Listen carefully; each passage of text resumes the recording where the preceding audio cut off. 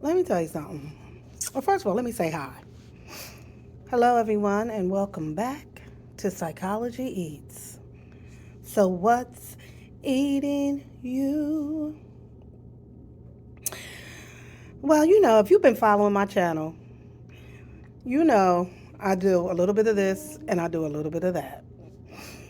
And I follow a lot of people in the tea channel, the tea sector, I'm sorry. And if you follow the tea sector, people have been over here fighting because that's what they do. Um, but not only that in the tea sector, a lot of the tea sector content creators have other content, which is really good content, mukbang content, cooking content. Um, I don't think we have anybody over in this sector that'll show you how to make something besides food.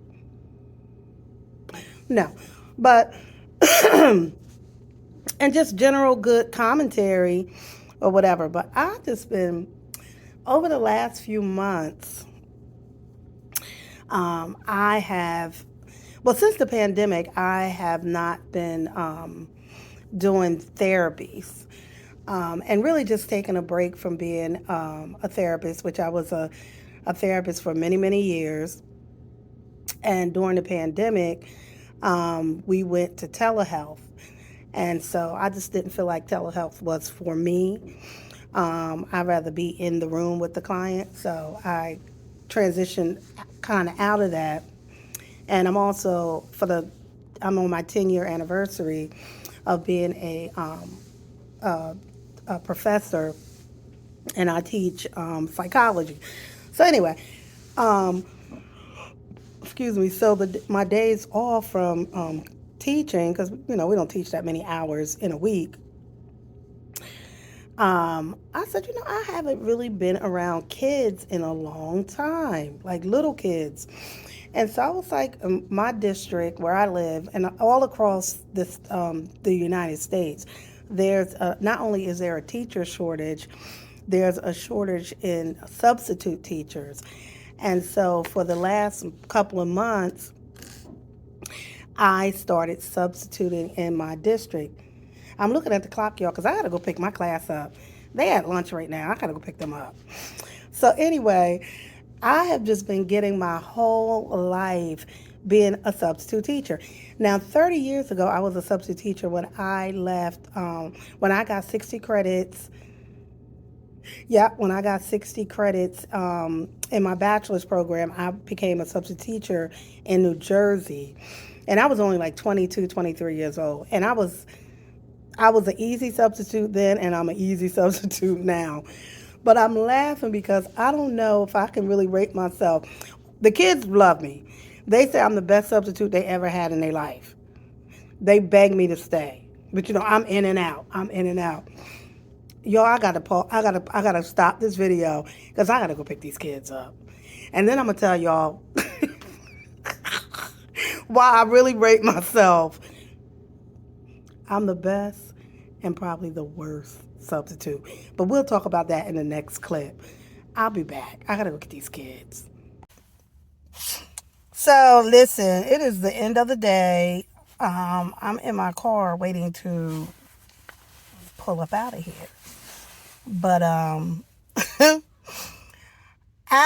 today was a trip. Today was a trip. It's interesting to me as far as like subbing, and I sub from kindergarten to seniors, but I think I'd rather deal with pre-adolescents, like middle school kids. That's my if I had a choice, it would probably be like it is. It's middle school, but it's funny because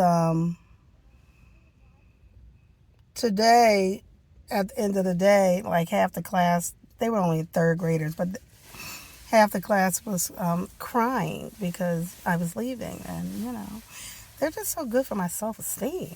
They love me so much.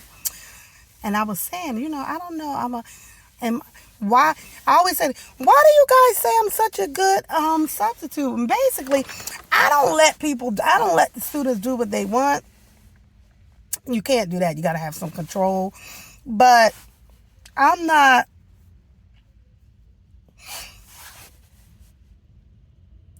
I'm just not, I don't let a lot of things bother me, I guess you could say. I just don't. And that comes with just being older, wiser, you know. I've been around kids for so long. I love kids. I love kids of all ages, and kids love me. Um, I've never been like that, like strict person. Not even really raising my own kids. I probably could have been a little stricter, but you definitely, when you're a substitute, like, you're pretty much just following what the teacher asks you to do. Like, you're just monitoring the class, doing what the teacher asks you to do, which is fine. But it's crazy. In my week, and I can be, I'm a college professor, twice a week, and then for 3 days a week, I'm a sub in my district. But like I was saying, if anybody, and this was something I knew I wanted to do, like, near retirement, was to teach a few classes at the college level and substitute. So I'm in that transition now where I'm really trying to figure out, like, do I just want to, like, substitute once I really, like, the last 5-6 years before I completely retire, or do I want to teach, like, which I don't know. I'm deciding that now, or do both, like I'm doing now, or maybe go back to being a clinician. I don't know, but that's kind of where I am now. But now I need to go and figure out what I want to eat.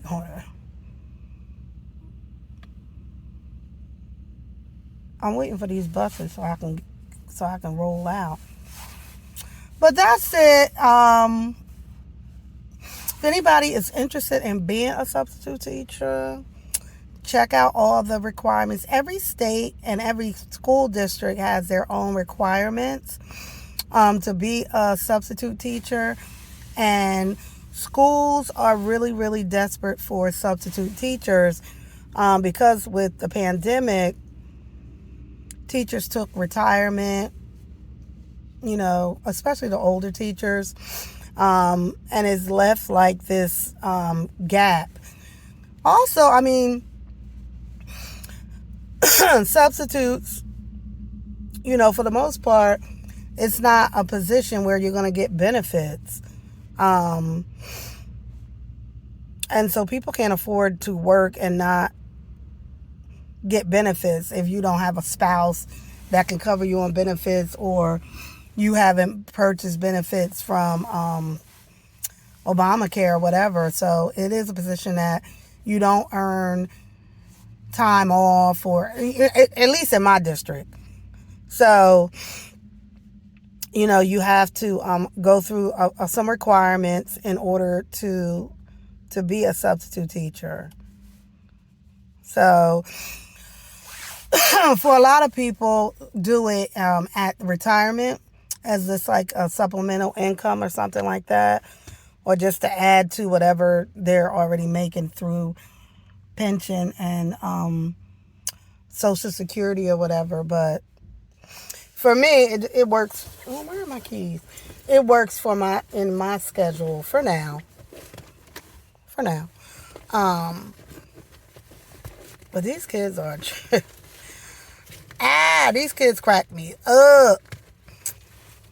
I'm serious. From middle school on, from the little ones to the big ones. It's always a trip. It's always a fun day. Oh, there go my daggone keys. Y'all, I think I left the keys in the car. Did I? Oh. I think it's safe to pull out now. But anyway, that's the end of this video. Just a little life update. Encouraging anybody who's interested in being a substitute, if you have a bachelor's degree. Now, the requirements have changed. Back in the day, you didn't need all what you need now, but I think at this point you have to have a bachelor's degree, at least where I live. They're like slowly taking away some of the requirements because they're not getting substitutes. So, obviously you can't take away all the requirements, but some of these requirements, you can take them away. All right, guys, thanks for listening. Bye. Don't forget to like, share, and subscribe.